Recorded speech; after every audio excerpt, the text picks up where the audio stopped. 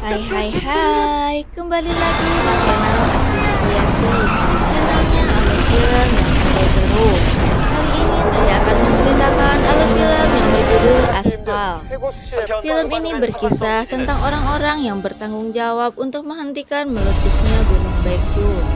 Sebelum lanjut nonton, jangan lupa klik tombol subscribe agar saya semakin semangat untuk membuat alur film selanjutnya. Langsung saja ke alur film. Siang itu pasukan khusus sedang memusnahkan bom nuklir yang tersisa di Korea Selatan. Tapi sayang ketua tim yaitu Kapten Jo terlihat sangat gelisah karena dia sudah berjanji mengantarkan sang istri memeriksakan kehamilannya. Tapi apa daya pekerjaannya belum usai. Akhirnya si istri sebut saja Suji pergi sendiri ke rumah sakit dengan perasaan yang agak sedikit kesal. Setelah pemeriksaan usai, Suzy menelpon suaminya. Dia bertanya apakah hari ini suaminya itu ada misi. Lalu Kapten Jo menjawab iya, tapi misinya kini sudah selesai dan dia sedang menuju perjalanan pulang. 그때 말해주면 안 된대. Lalu Kapten Jo melihat siaran berita bahwa Presiden Korea Selatan dan Utara sedang melakukan pertemuan di balai kota. Secara tiba-tiba terjadi gempa bumi yang menyebabkan balai kota runtuh. Tak lama orang-orang pun mendapatkan pesan darurat bahwa saat ini terjadi bencana nasional. Seketika gempa bumi pun terasa ke tempat Kapten Jo. Dengan cepat gempa tersebut meluluh lantahkan kota. Kapten Jo terus menyetir menuju rumahnya karena dirinya teringat sang istri. Ternyata gempa terjadi karena meletusnya gunung terbesar di Korea yaitu Gunung Baekdu. Abu vulkanik yang dikeluarkan melumpuhkan semua rute perjalanan termasuk jalan utama. Pada saat yang sama, pemerintah Tiongkok juga merespon krisis pegunungan Baekdu dengan mengumpulkan pasukan di daerah perbatasan. Bahkan pemerintah Amerika Serikat melakukan penarikan darurat orang Amerika di Korea Selatan. Di tempat lain, Profesor Robert didatangi oleh kepala urusan sipil kepresidenan bernama Yeon Jo. Dia meminta agar Profesor Robert mau bergabung bersama pemerintah untuk menangani bencana alam ini karena Robert merupakan ahli geografi. Tapi Robert tak ingin bergabung karena pendapat dia 3 tahun yang lalu soal meletusnya Gunung Baekdu malah ditertawakan oleh rakyat Korea. Tapi karena Yeonjo sangat memohon, lalu Profesor Robert pun setuju untuk bergabung. Rapat pun dimulai. Gunung Baekdu memiliki 4 magma. Magma pertama telah meletus yang menyebabkan gempa bumi tadi. Lalu 3 magma berikutnya akan menyusul. Magma kedua dan magma ketiga mungkin tak sebesar magma ke-1. Tapi magma keempat adalah magma yang paling besar. Karena jika Gunung Baekdu meletus dan mengeluarkan magma keempat, maka semenanjung Korea yaitu Korea Selatan dan Korea Utara akan rata dengan bumi. Lalu Profesor Robert menyarankan agar mereka meledakkan Gunung Baekdu dengan bom nuklir di kedalaman 3,5 km untuk mengurangi tekanan cadangan magma. Untuk meledakkan bom tersebut, Profesor Robert berkata bahwa bom itu harus diletakkan di tambang nomor 9, karena tambang tersebutlah yang sangat pas untuk meledakkan bom tersebut. Awalnya rencana tersebut ditolak, tapi mereka semua tak mempunyai pilihan lain selain mencoba satu-satunya solusi yang ada. Lalu Kapten Jo memberikan surat pengunduran diri kepada atasannya. Bukannya di ACC, Kapten Jo malah diberikan tugas untuk meledakkan bom nuklir di Gunung Baekdu. Si atasan berkata bahwa ini adalah tugas terakhir Kapten Jo. Mau tak mau, Kapten Jo pun menerima tugas tersebut. Kemudian Kapten Jo meminta izin kepada sang istri. Dia berkata bahwa dirinya diberikan tugas ringan oleh sang atasan, agar si istri tidak khawatir. Kapten Jo juga meminta agar istrinya pergi ke pelabuhan Incheon, karena mereka akan mengungsi ke Amerika. Dia berjanji bahwa mereka akan bertemu di pelabuhan. Besoknya di kantor, Kapten Jo menjalankan rapat bersama timnya. Si atasan berkata bahwa mereka akan mengirim 2 tim, yaitu tim Alpha dan tim Beta. Untuk mengambil rudal tersebut, tim Alpha harus membawa Lee Jun Pyong yang merupakan mata-mata Korea Utara karena dia adalah satu-satunya orang yang mengetahui letak rudal tersebut. Mereka ditunjukkan sebuah alat peledak oleh pemimpin. Pemimpin berkata bahwa peledak ini merupakan versi pertama. Jadi setelah timer dihidupkan, maka tidak akan bisa dimatikan lagi. Dua tim pun berangkat. Di dalam pesawat, Kapten Jo memandangi hasil USG istrinya. Dia berkata dalam hatinya bahwa ini hanyalah tugas ringan. Dia hanya perlu mengambil 6 rudal dan kembali untuk pulang. Tak lama terlihat dari jendela bahwa pesawat yang ditumpangi tim beta terbakar hingga pesawat itu jatuh.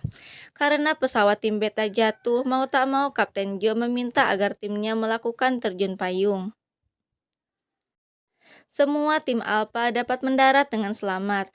Lalu Kapten Jo diminta untuk mengecek pesawat tim Beta.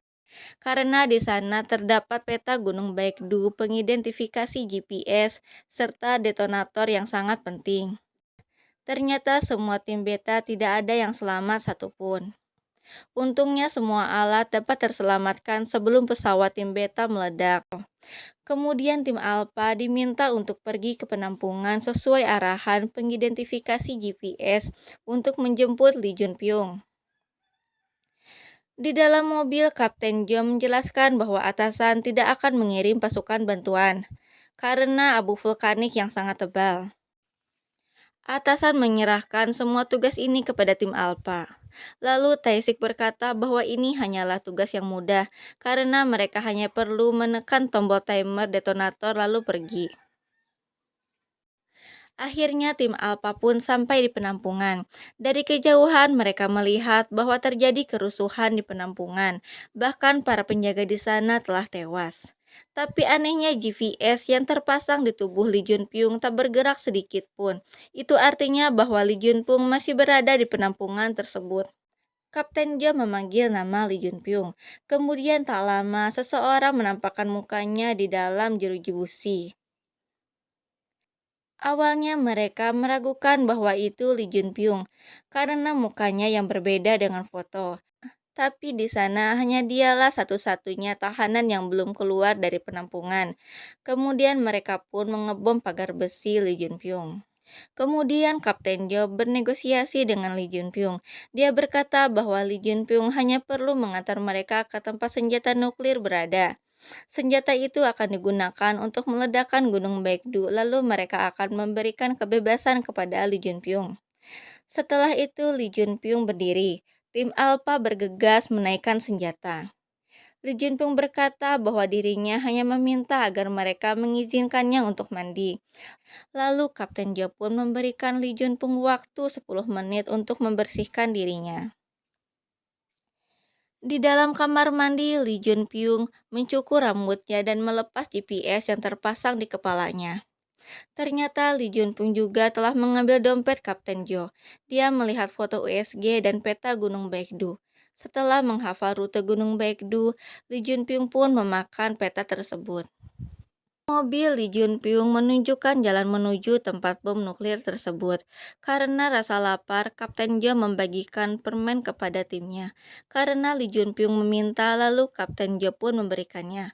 Melihat Lee Jun Pyong yang langsung memakan permen asam secara sekaligus, membuat para tentara tertawa. Tak lama Kapten Jo pun menyadari bahwa dompetnya telah hilang. Lalu Lee Jun Pyong memberikan dompet itu. Kapten Jo menanyakan keberadaan petanya tersebut. Lee Jun Pyong berkata bahwa peta tersebut telah dimakannya. Mendengar ucapan itu, Taesik pun naik pitam. Tanpa pikir panjang, dia memukul Lee Jun Pyong. Karena lelah, mereka pun memutuskan untuk beristirahat. Tak lama atasan menelpon. Dia berkata bahwa tim Alpha harus sesegera mungkin menemukan bom nuklir karena mereka tak mempunyai banyak waktu. Lalu Lee Jun Pyong meminta izin untuk buang air besar. Mau tak mau Taesik harus menemani Lee Jun Pyong.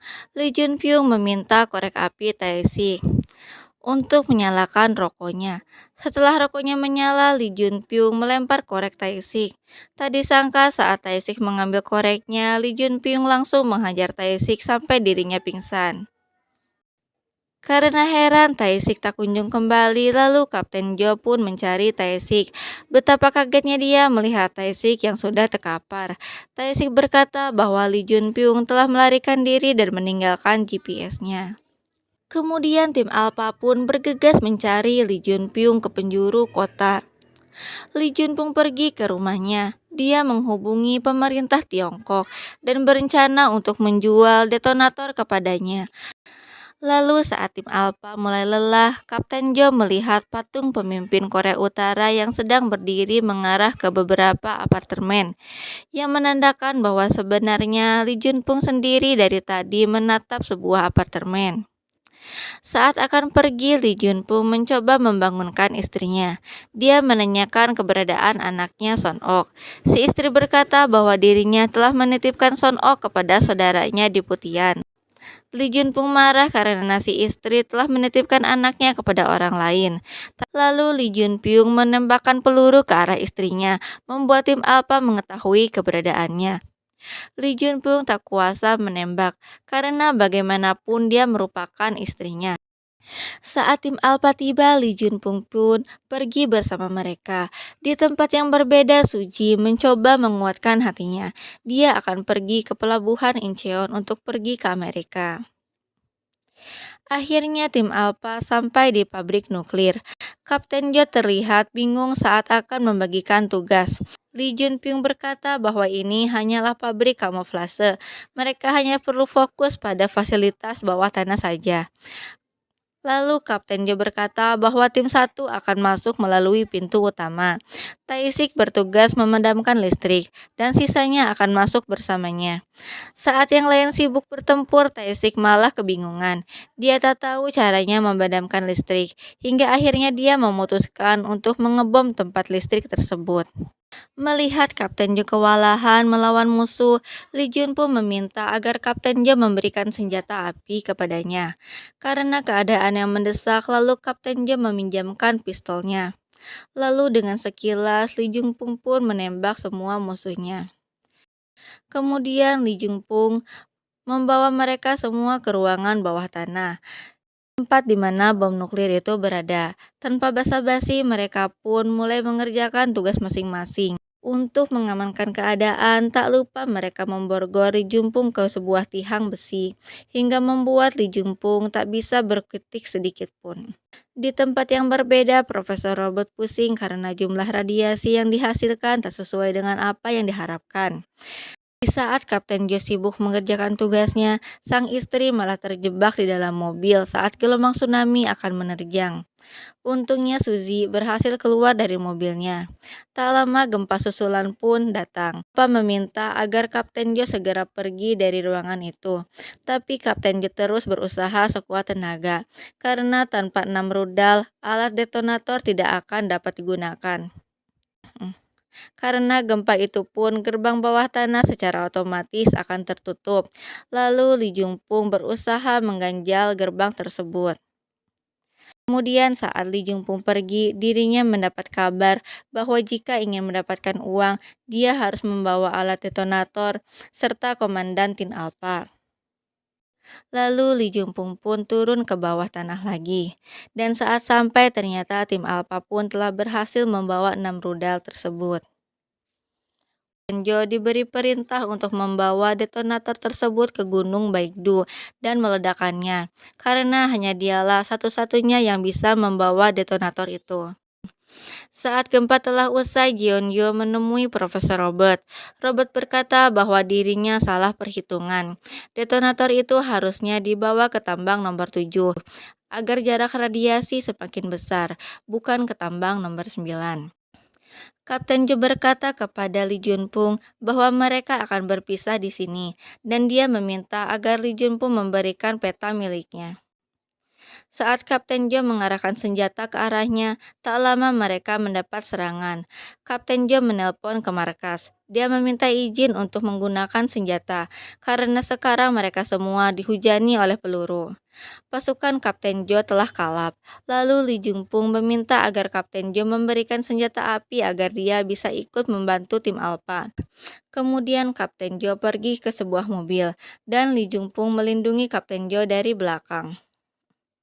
Dengan sengaja Li Junpung menembak tangki minyak mobil yang dibawa Kapten Jo, agar musuh tak dapat menyerang tim Alpha kembali. Lalu Lee Jung Pung mengajak Kapten Jo untuk menaiki mobil yang dibawanya, tanpa sadar bahwa pasukan Alpha masih berada di TKP. Lee Jun Pung berencana untuk menyerahkan Kapten Jo dan detonator kepada Tiongkok. Markas kedatangan tentara Amerika. Mereka meminta agar semua orang berhenti bekerja. Kemudian Amerika mengambil alih markas tersebut. Mereka berkata bahwa Korea Selatan telah melanggar perjanjian non-agresi karena Korea Selatan telah berencana untuk mengebom Gunung Baekdu yang merupakan wilayah perbatasan Tiongkok. Presiden Korea Selatan berkata bahwa itu satu-satunya cara agar semenanjung Korea Selatan tidak dihantam bencana yang sangat dahsyat. Melihat pemerintah Korea yang tidak tegas, Profesor Robert memutuskan untuk meninggalkan markas dan kembali ke Amerika. Sedangkan di TKP tentara Amerika telah melumpuhkan semua pasukan Alpha dan akan mengembalikan mereka semua ke markas. Lee Jun pun menelpon atasannya. Dia meminta agar pemerintah Tiongkok menyiapkan uang dan translate untuknya karena dia sedang dalam perjalanan mengirimkan paket untuknya. Tak lama Kapten Jo pun sadar. Dia meminta agar Lee Jun Pung membebaskannya karena mereka tak mempunyai waktu yang panjang. Jika mereka terlambat sedikit, maka bencana alam akan datang. Lalu presiden berkata kepada Jeonyo bahwa dirinya telah menyerah dengan situasi ini dan akan menuruti pemerintah Amerika. Mendengar jawaban itu membuat Jeonyo semakin menyerah. Lee Jun Pung menghentikan mobilnya. Dia tak bisa menahan kencingnya lagi. Di saat yang bersamaan, Kapten Jo mencoba melepas borgolnya, tapi sayang usahanya itu diketahui oleh Lee Jun Pung. Lalu Kapten Jo berkata bahwa sebenarnya dia memegang GPS. Lalu Kapten Jo memakan GPS itu agar kawan-kawannya bisa mengetahui keberadaannya. Melihat tindakan Kapten Jo yang membahayakan, lalu Lee Jung Pung meminta agar Kapten Jo mengeluarkan GPS tersebut. Perkelahian pun tak terelakkan, hingga membuat mobil mereka terjun bebas ke dalam jurang. Tak disangka Suzy selamat dari gelombang tsunami. Dia menaiki bis yang sama dengan Robert. Suzy bertanya kepada Robert apakah nanti kapal akan langsung berangkat ke Amerika. Tapi Robert menjawab dengan bahasa Inggris. Dia berkata bahwa dia orang Amerika dan tak mengerti apa yang diucapkan olehnya. Mendengar jawaban Robert, Suzy pun terdiam. Akhirnya Lee Jun Pung dan Kapten Jo sadar. Kapten Jo merengek karena tepat hari ini seharusnya dia menjadi warga sipil. Tapi dirinya malah terdampar di Korea Utara. Dan sebentar lagi dia dan semua orang Korea akan mati. Lee Jung Pung masih tak percaya dengan omongan Kapten Jo. Dia malah bertanya apakah ini anak pertama dari Kapten Jo dan apa gendernya. Kapten Jo berkata bahwa dirinya tidak mengetahui apakah anaknya seorang ratu atau pangeran. Mendengar itu, Lee Jung Pung berkata bahwa dia mengetahui gender anak dari Kapten Jo dari hasil foto USG istrinya, dan dia akan memberitahu Kapten Jo di waktu yang pas. Akhirnya, bis telah sampai di pelabuhan. Robert berhasil memasuki kapal, tapi Suzy diminta menunggu sampai semua orang Amerika masuk baru dirinya bisa masuk, karena dia bukan orang Amerika. Karena merasa haus, lalu Kapten Jo dan Lee Jung Pung memasuki toko swalayan. Baru saja mereka beristirahat, tak lama tentara Amerika menemukan mereka dan langsung menyerang mereka. Untungnya Tae-sik datang menyelamatkan mereka. Mereka melarikan diri menggunakan bis, tapi sayang tak lama gempa susulan datang membuat jembatan yang dilewati roboh. Bahkan di pelabuhan pun terjadi keributan karena orang Korea memaksa masuk. Melihat Suzy yang kesusahan, lalu Robert pun menolongnya. Robert menghubungi kantor. Tepat saat itu yang menjawab yaitu Jeonyo. Robert meminta agar Jeonyo memasukkan data yang ada pada flash disk itu ke komputer, agar mereka dapat merubah arah koordinat. Lalu Jeonyo pun melakukan arahan Robert. Dirinya berhasil mengubah arah koordinat, tapi sayang saat akan keluar markas, dia malah dikepung oleh tentara Amerika. Untungnya dia mendapatkan pertolongan dari presiden. Presiden berkata bahwa itu adalah hal yang terakhir yang bisa dia lakukan untuknya, karena setelah itu dirinya akan mengundurkan diri dari jabatannya sebagai presiden. Robert dan Suji menunggu di sebuah ruangan. Di dalam mobil, Kapten Jo dan Lee Jung Pong saling menodongkan senjata. Lee Jung Pong bertanya kenapa Kapten Jo terlihat sangat putus asa. Kapten Jo menjawab bahwa dirinya sudah lelah melaksanakan misi ini tanpa tahu apakah misinya untuk menyelamatkan Korea akan berhasil atau tidak. Karena jika terlambat sedikit saja, maka semuanya akan hancur. Lalu Lee Jong Pong pun percaya. Ini dia memutuskan untuk bertemu dengan Tiongkok tanpa membawa detonator. Dia hanya ingin bertemu dengan anaknya. Lalu Kapten Jo pun melanjutkan misinya dengan membawa peta yang digambar oleh Lee Jong Pong. Tak lama telepon pun berdering. Robert berkata bahwa Kapten Jo harus pergi ke tambang nomor 7 karena itu adalah tempat yang pas untuk meledakkan bom. Mendengar itu lalu Kapten Jo memutuskan untuk memutar arah mobilnya. Dia akan menjemput kembali Lee Jong Pong karena dia satu-satunya orang yang mengetahui lokasi tambang nomor 7. Akhirnya setelah sekian lama Lee Jong Pong bertemu dengan anaknya Son Ok. Awalnya Son Ok tak percaya bahwa itu adalah ayahnya, tapi setelah Lee Jong Pong memberikan permen, hati Son Ok pun mulai luluh. Tapi sayang tak lama orang Tiongkok pun datang. Dia meminta alat detonator yang dijanjikan oleh Lee Jong Pong. Lalu Lee Jong Pong pun berkata bahwa dia tak memiliki alat detonator itu. Mendengar jawaban itu membuat orang Tiongkok marah. Lalu Lee Jong Pong pun ditembak oleh orang Tiongkok. Lama mereka pun diserang oleh tentara Amerika yang sama-sama mengincar detonator. Kemudian Kapten Jo datang. Dia mengibarkan bendera putih. Dia memperlihatkan bahwa alat detonator ada di tangannya. Betapa kagetnya mereka, ternyata alat detonator telah dihidupkan. Kapten Jo berkata bahwa jika mereka ingin hidup, maka harus menjauh dari detonator. Karena takut nyawanya melayang, lalu orang Tiongkok dan Amerika pun pergi. Lalu Kapten Jo berkata bahwa dirinya membutuhkan Lee Jong Pong karena dia satu-satunya orang yang mengetahui arah tambang nomor 7. Sebelum pergi, Lee Jong Pong berkata bahwa dia sangat senang bertemu dengan anaknya. Lalu mereka pun melanjutkan misinya. Di perjalanan Suji menelpon suami. Dia meminta agar Kapten Jo pulang dengan selamat.